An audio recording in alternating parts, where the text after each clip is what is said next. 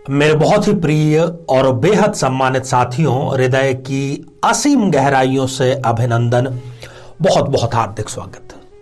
साथियों, चर्चा चल रही है कुछ रहस्यमयी जानने की, चर्चा चल रही है कुछ असाधारण को खोजने की। जी हां साथियों, ये चर्चा निःसंतानता के कारण को जानने के लिए है। सामान्य तौर पर, सरसरी तौर पर जब हम जन्म कुंडली देखते हैं, हम इन चीजों को स्किप कर जाते हैं, उस दृष्टि से देखते ही नहीं, क्योंकि कहीं ना कहीं इनका संबंध हमारे पिछले जन्म से है। कई प्रकार के दोष होते हैं, कुछ पर हम चर्चा कर चुके हैं, कुछ पर आगे हम चर्चा करेंगे। और आज जिस दोष की हम चर्चा करने जा रहे हैं वो है भ्रातृ दोष। भ्रातृ एक संस्कृत का शब्द है जिसको कि हम भ्राता या भाई कह सकते हैं, हिंदी की यदि बात करें तो। किसी भी प्रकार से यदि पिछले जन्म में भाई के द्वारा कोई श्राप या किसी प्रकार का दोष हमें लग गया है तो वो इस जन्म में हमें संतानहीनता का कारण अवश्य बन करके परेशान करने का कार्य करता है।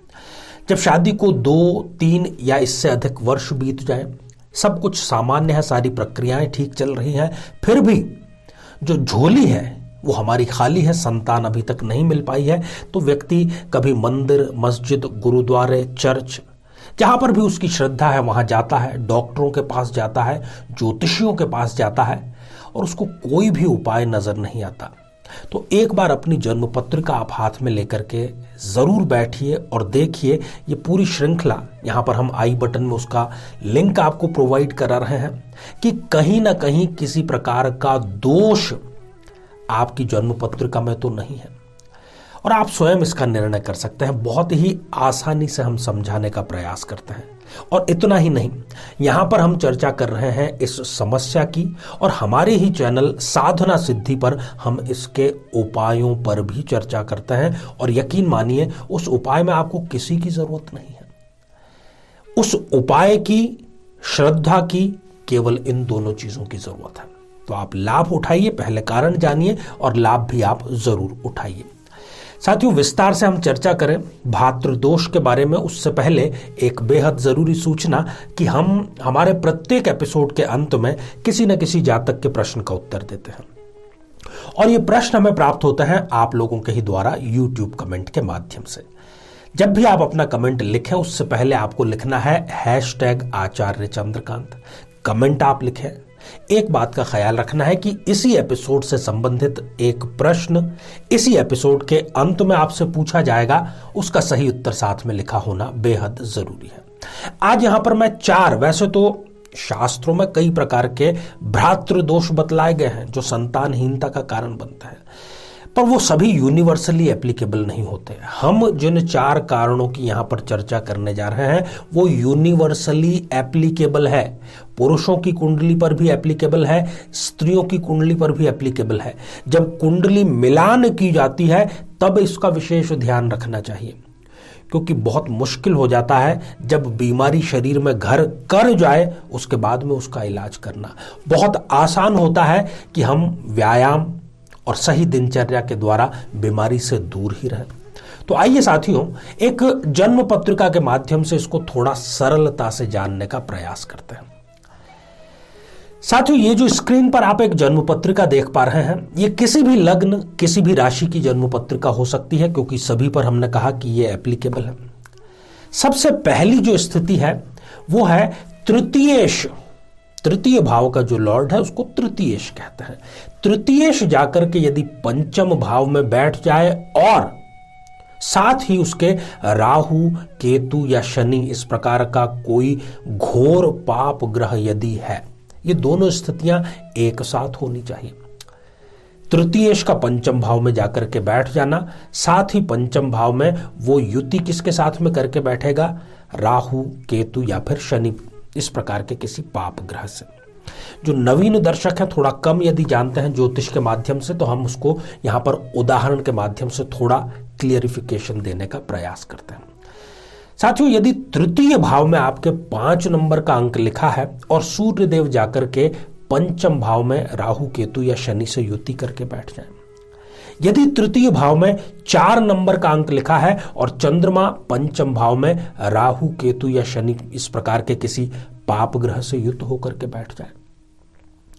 साथियों, यदि 3 या 6 इनमें से कोई एक अंक आपके यहां पर तृतीय भाव में लिखा है और बुध देव पंचम भाव में जाकर के बैठ जाए राहु केतु शनि के साथ में, यदि 1 या 8 इन दोनों में से कोई एक अंक तृतीय भाव में लिखा है और मंगल देव पंचम भाव में जाकर के बैठ जाए राहु केतु या शनि से युति करके, यदि तृतीय भाव में 9 या 12 इनमें से कोई एक अंक लिखा है और गुरुदेव बृहस्पति पंचम भाव में राहु केतु या शनि से युति करके बैठ जाए, यदि 2 या फिर 7 इन दोनों में से कोई एक अंक तृतीय भाव में लिखा है और तृतीयश हो गए शुक्र, वो जाकर के पंचम भाव में राहु केतु या शनि के साथ में युति करके बैठ जाए, यदि इनमें से कोई भी स्थिति आपकी जन्म पत्रिका में है तो समझिए कि इन ग्रहों की जो दशा अंतरदशा है वो आपके लिए जिंदगी एक इम्तिहान बन जाती है। ये बिल्कुल जो बात है सटीक आपके ऊपर बैठती है। जिम्मेदारियों का जो बोझ है वो बहुत कच्ची उम्र में ही ऐसे व्यक्ति के ऊपर आ जाता है। बहनों की यदि बात करूं तो वो निरंतर गर्भपात का सामना करती हैं और अपनी जो पीड़ा है उसको किसी को वो आसानी से बताती भी नहीं। जो विष के घूंट है वो स्वयं पीती चली जाती है। साथियों, दूसरी स्थिति यह है कि यदि पंचम भाव में शनिदेव और लग्न में मंगल, ये दोनों यदि यहां पर विराजमान है, लग्न में मंगल स्थित हो जाए और पंचम भाव में शनि, ये जो कॉम्बिनेशन है, जो स्थिति है, ये भी व्यक्ति को संतानहीनता का दंश झेलने पर मजबूर करती है। कई बार ये जो दंपत्ति है सही समय पर इनको जब इशारा मिलता है, गुड न्यूज मिलती है, तो कुछ कारणों के चलते ये स्वयं गर्भपात का सहारा लेते हैं और बाद में फिर इनको कभी गर्भधारण करने का मौका नहीं मिलता। पुरुष की यदि बात करूं तो यहां पर वो इनके शुक्राणुओं में कमी करने का कार्य करता है, कहीं ना कहीं उनमें पुरुषत्व को थोड़ा कम करने का कार्य करता है और ये एक दूसरे पर पति पत्नी जो है वो लांछन लगाने का भी कार्य करता है। साथियों, जो तीसरी स्थिति है वो केवल वृश्चिक लग्न पर लागू होती है। वृश्चिक लग्न की जन्म पत्रिका में ये तृतीय भाव में, जो कि पराक्रम का भाव है, वहां पर यदि गुरुदेव आकर के बैठ जाते हैं तो वो नीच राशि के हो जाते हैं और ये स्थिति इस व्यक्ति को, इस जातक को, इस जातिका को खास तौर पर विवाह के पश्चात यदि इनको गुरु की महादशा चल रही है तो वो इनको संतान आसानी से प्राप्त नहीं करने देते। बहुत ही भ्रमणशील ये होते हैं, घूमना फिरना एंजॉय करना इनको जिंदगी में बहुत अच्छा लगता है। विदेश जाकर के ये बसने का भी कार्य कर सकते हैं और यदि ये किसी बहन की जातिका की जन्म पत्रिका है तो उनको अनियमित मासिक धर्म की शिकायत भी यहां पर निश्चित तौर पर आती है। साथियों, जो चौथी स्थिति है वो है कि लग्न यदि पाप कर्तरी योग में ग्रसित हो जाए और पंचम भाव में कोई पाप ग्रह बैठा हो। अब लग्न कैसे पाप कर्तरी दोष से ग्रसित होगा कि द्वितीय और द्वादश इन दोनों भावों में राहु केतु शनि मंगल या सूर्य इस प्रकार के कोई ग्रह हो, कोई एक या एक से अधिक हो, और साथ ही पंचम भाव में भी जो भी संतान का भाव है यदि वहां पर भी कोई पाप ग्रह विराजमान है तो ये स्थिति बेहद चिंताजनक, बेहद खतरनाक है। और जो भी ये ग्रह हैं ये अपनी दशा अंतरदशा में संतानहीनता स्पष्ट रूप से देने का कार्य करते हैं। हालांकि ये जो जातक या जातिका है ये अपने एकेडमिक्स में, चाहे स्कूल हो, कॉलेज हो, यूनिवर्सिटी हो, बहुत अच्छा परफॉर्मेंस करते हैं, दिल से बड़े ही परोपकारी होते हैं। और यदि ये राजनीति में जाते हैं तब राजनीति में भी बहुत आगे बढ़ते हैं, बहुत इनकी पहुंच होती है। परंतु जहां पर संतान की बात आ जाती है इसका इनको झोली जो है वो खाली रखने का कार्य करती है। हालांकि ये उसके लिए अस्पतालों पर, डॉक्टर्स पर बड़ी धनराशि खर्च कर देते हैं।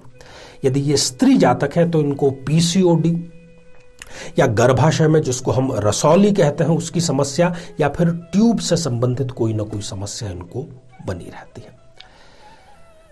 तो तो साथियों, ये चारों कारण तो हमने जान लिए। समाधान आप जरूर वहां पर चैनल पर हमारे जाकर के साधना सिद्धि पर, जो कि आगामी दिनों में बहुत जल्दी हम प्रसारित करने जा रहे हैं, वहां जाकर के आप जरूर देखिएगा। एक और आपको बात महत्वपूर्ण है, बताते चले कि यदि इन ग्रहों में से जिन जिन की भी हमने कॉम्बिनेशन की आज चर्चा की, कोई भी ग्रह 0 डिग्री का या फिर 28, 29 जैसी अंतिम डिग्रियों का हो जाए, तब फिर यह भविष्यवाणी फलीभूत नहीं होती है और संतान आसानी से व्यक्ति को प्राप्त हो जाती है। श्रृंखला हमारी जारी है। अभी तमाम तरह के दोष अभी और बाकी हैं। यदि आप या आपका कोई अपना निसंतानता का दंश झेल रहा है तो उस तक जरूर इस श्रृंखला को शेयर करें। तो आइए साथियों, अब हम बढ़ते हैं आज के हमारे कमेंट के चरण की ओर।